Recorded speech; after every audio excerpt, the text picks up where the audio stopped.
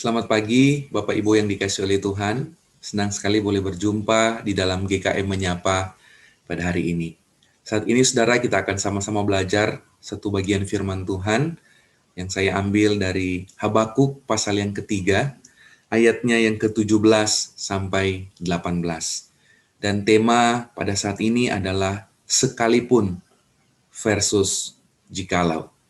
Sekalipun versus jikalau. Saya akan bacakan bagian firman Tuhan ini buat setiap kita. Demikian firman Tuhan. Sekalipun pohon ara tidak berbunga, pohon anggur tidak berbuah, hasil pohon zaitun mengecewakan. Sekalipun ladang-ladang tidak menghasilkan bahan makanan, kambing domba terhalau dari kurungan, dan tidak ada lembu sapi dalam kandang.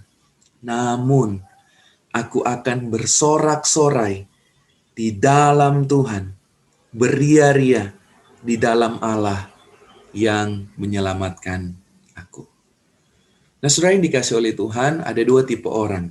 Orang yang hidup dengan statement sekalipun, dan juga orang yang hidup dengan statement jikalau. Orang yang hidup dengan statement jikalau seringkali berkata demikian. Saya akan rajin masuk gereja jikalau Tuhan memberkati saya. Saya akan rajin melayani Tuhan jikalau Tuhan memberikan apa yang saya mau.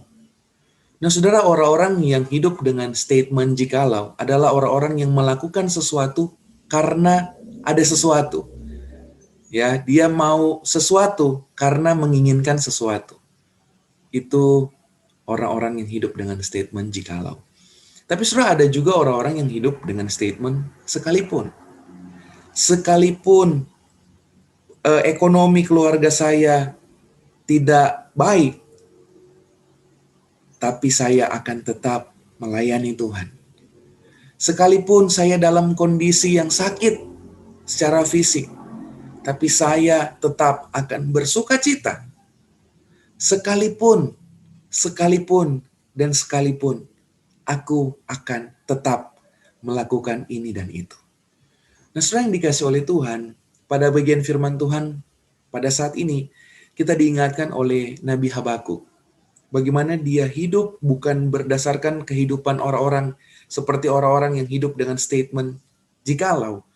Tapi dia hidup dengan kehidupan sebagai orang-orang yang hidup dengan statement sekalipun.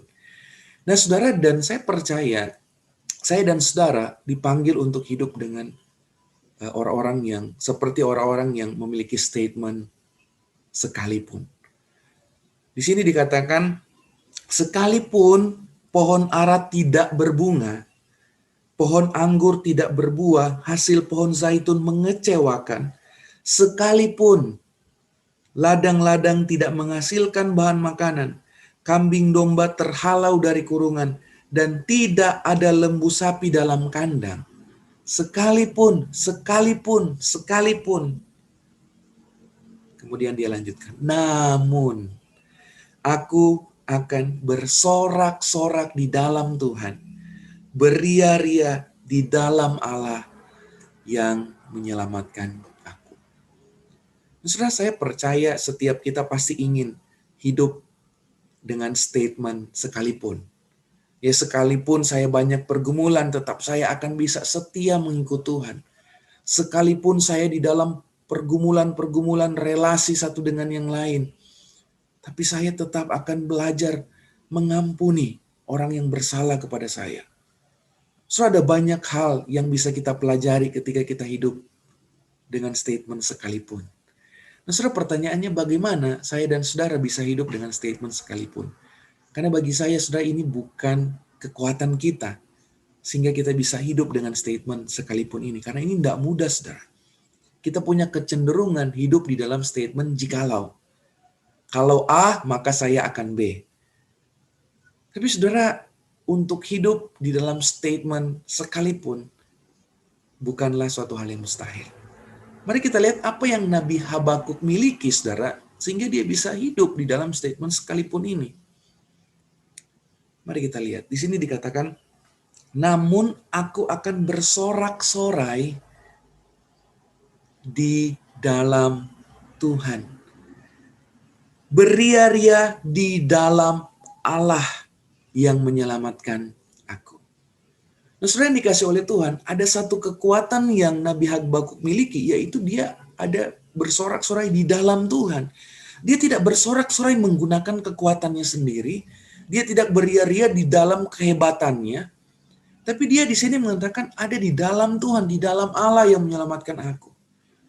Nah, saudara, itulah sebabnya saya mau mengatakan bahwa kehidupan kita di dalam Tuhan, keintiman kita dengan Tuhan, relasi kita yang kita bangun dengan Tuhan di dalam Tuhan itu akan memberikan kita kekuatan untuk hidup di dalam statement sekalipun. Karena itu saudara, tidak ada cara lain. Mari kita bangun kehidupan yang kuat di dalam Tuhan ini. Ya, dengan membangun keintiman setiap hari di dalam Tuhan. Sehingga kehidupan kita di dalam Tuhan ini akan memberikan kita power untuk hidup di dalam statement sekalipun.